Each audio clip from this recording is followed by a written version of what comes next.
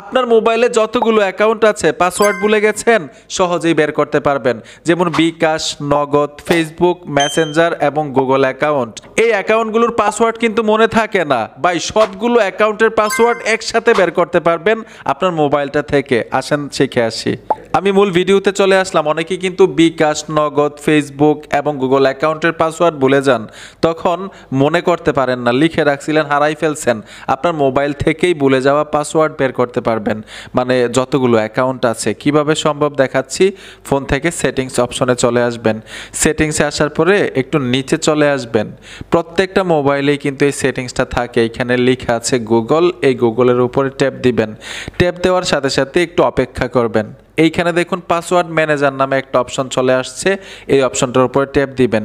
Tap দেওয়ার সাথে সাথে এই যে দেখুন আপনার মোবাইলে যতগুলো অ্যাকাউন্ট করেছিলেন, অ্যাকাউন্ট করার টাইমে পাসওয়ার্ড সেট করেছেন, তখন সেভ নামে একটা অপশন আসছে, সেভ করেছেন, এইখানে চলে আসছে।